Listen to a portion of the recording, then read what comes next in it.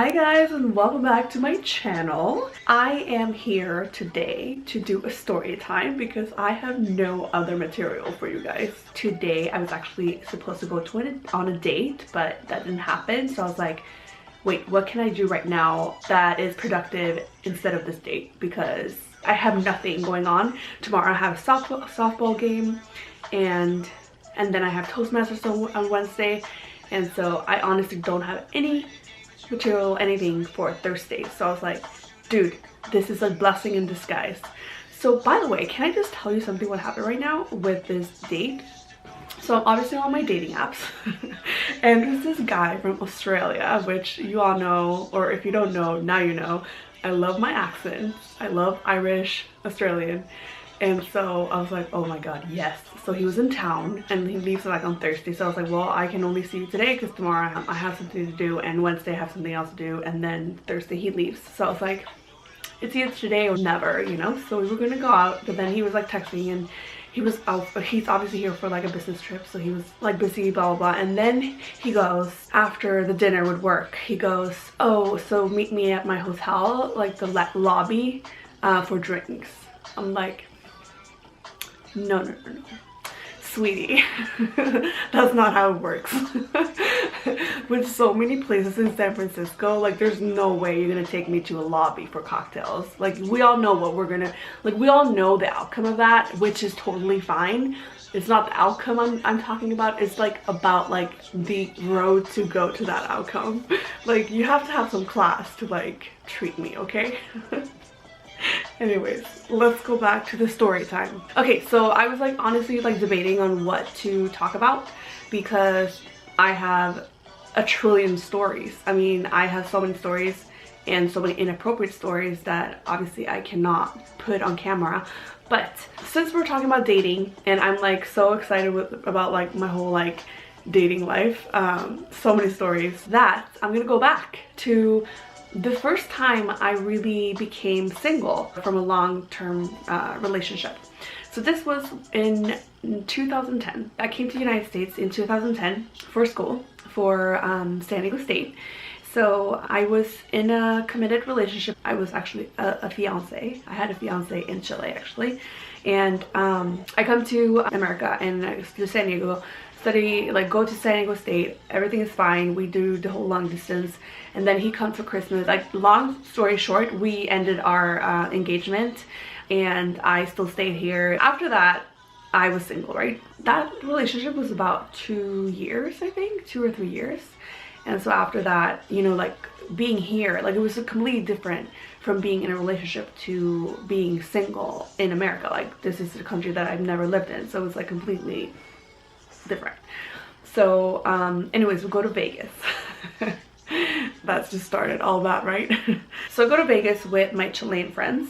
We were about 5 Chileans, maybe 6 Chileans. We were all in San Diego. We all went to San Diego State as a group, kind of like the Chilean delegation in San Diego State. So we were about 6 or 8, I don't know, something like that.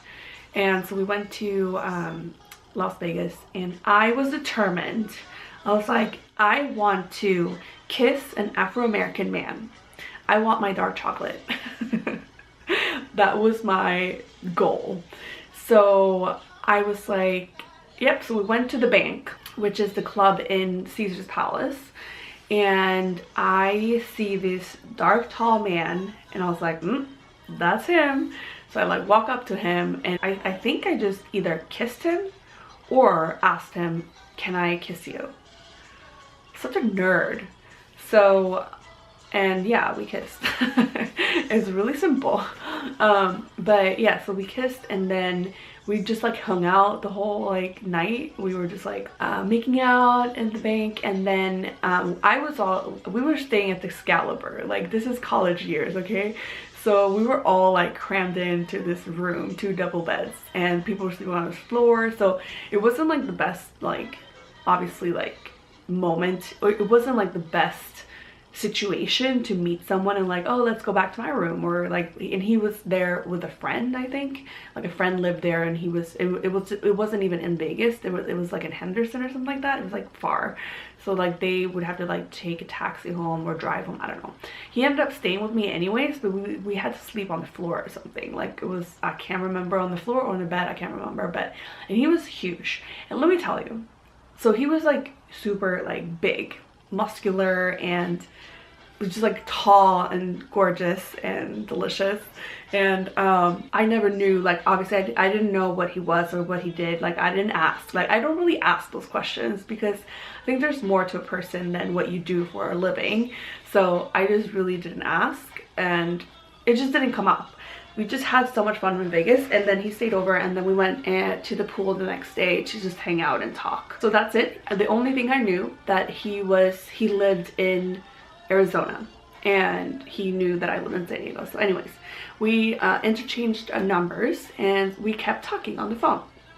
We had like really long conversations, like hour-long conversations on the phone. Then I finally, like I got his name, and well, I mean I already knew his name, but his full name, and I was like, okay, cool. And I was like, so what do you do? And he was like, well, you can just Google me. And I was like who says that? Like I'm gonna start using that actually. Just Google me. So I did, and he ended up being a football player on a college level. So I was like, oh my god, are you serious? And my roommates back then, like my Chilean, well actually he wasn't Chilean, but I had a roommate from like Croatia, and he was so into like weights and like lifting and all that, and he went to the Vegas trip too. And he was all like so obsessed with like the guy that I was seeing or talking to, because he was so buff, right? So he was always like talking to him like, oh, like how much do you lift and blah blah blah. It was so funny. And then he goes, and then when everyone in the house where I was living, by the way, I lived in an international house with like 10 people from all nationalities. It was like the best time in college, like so good. And so when he found out that he was a football player, he was like, oh my god, yes. Like all guys were like, oh my god.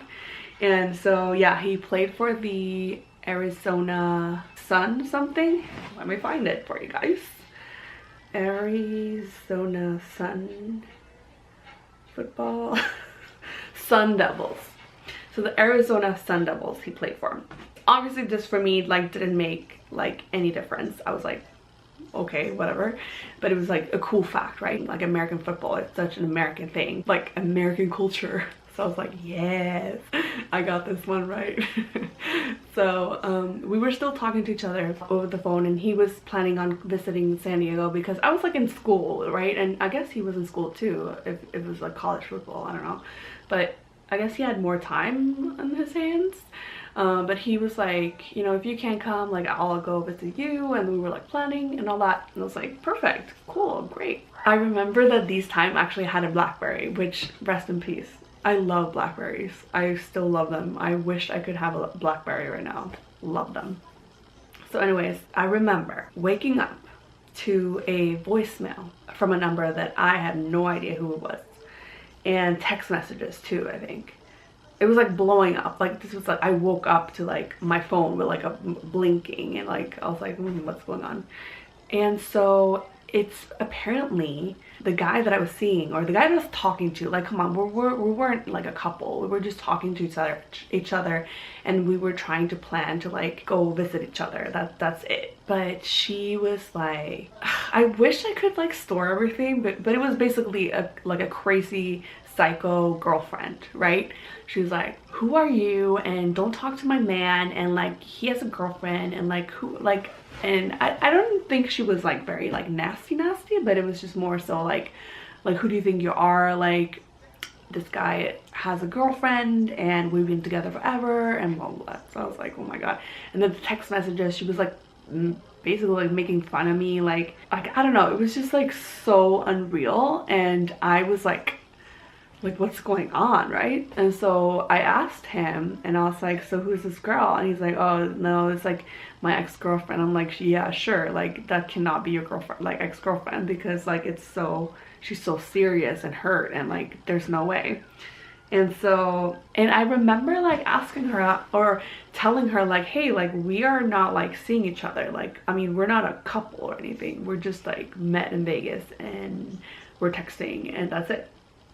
So she was like, ha ha ha ha ha ha, like the longest ha ha. I remember that because I was reading this message with my roommates, like Brittany and Jamie, like my old roommates from college, and we were just having so much fun just like reading all these crazy text messages because I was like honestly coming from a good place. Like I honestly don't want to like hook up with any person's boyfriend, like that is not me.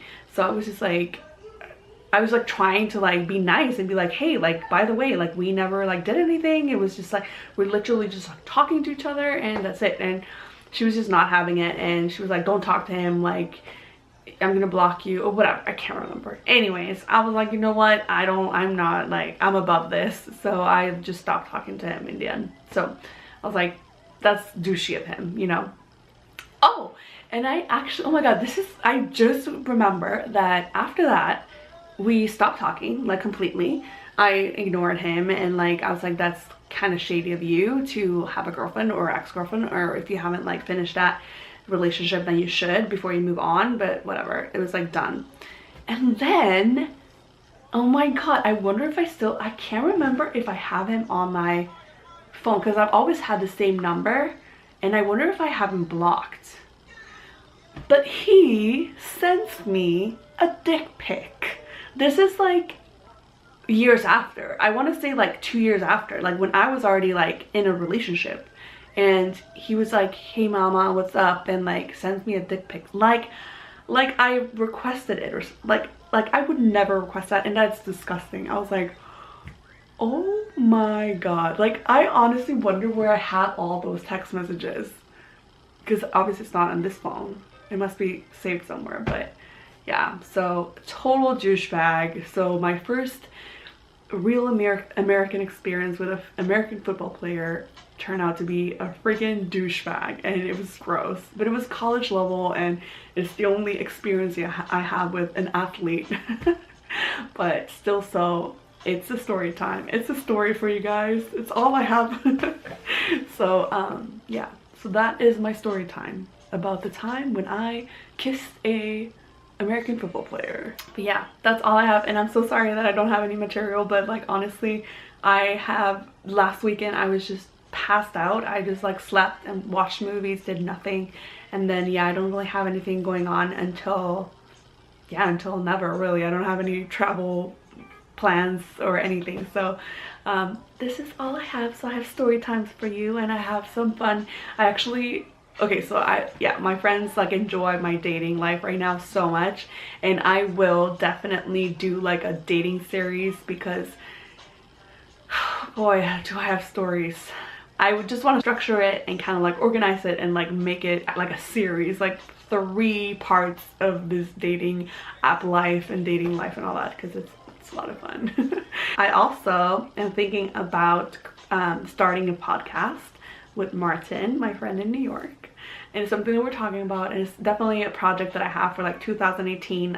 I've kept my promise of uploading a vlog every Thursday, so I think that I'm just like getting a hang of it, and I want to create more content and podcasts and just create more content. That's what I want to do. Like I feel like that is really like I genuinely love this vlogging and media and YouTube and all that, so I really want to give it a chance. Like obviously not full-time because I still have my full-time job, so as long as it goes forward, I think I should continue. So anyways, thank you so much for watching. I hope you like my story.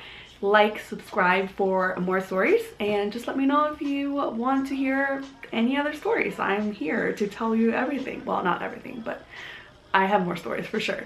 So thank you so much for watching, and I'll see you in my next vlog. Toodles!